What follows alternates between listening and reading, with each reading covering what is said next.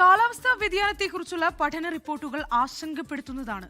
തിരിച്ചറിവിനും തിരുത്തലിനും മനുഷ്യരാശിയെ ഇവ ആഹ്വാനം ചെയ്യുന്നു. ഓസ്ട്രേലിയയിൽ നിന്നും പെനീന മാത്യു തയ്യാറാക്കിയ റിപ്പോർട്ട് കാണാം.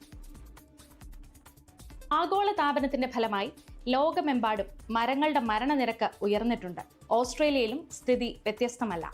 എന്നാൽ ടാസ്മാനിയ പോലുള്ള തണുപ്പുള്ള പ്രദേശങ്ങളിലും ഓസ്ട്രേലിയയിലെ മറ്റ് പ്രദേശങ്ങളെ പോലെ തന്നെ മരങ്ങളുടെ മരണനിരക്ക് വർദ്ധിച്ചതിനെക്കുറിച്ചാണ് ശാസ്ത്രലോകം ആശങ്കപ്പെടുന്നത്.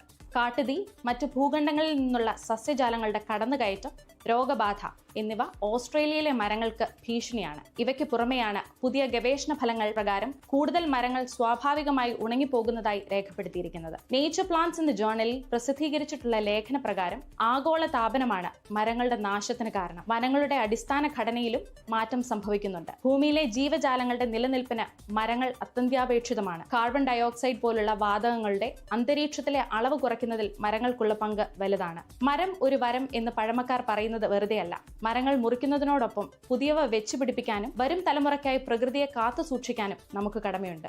ഓസ്ട്രേലിയയിൽ നിന്നും 24 വേണ്ടി പെനീന മാത്യു.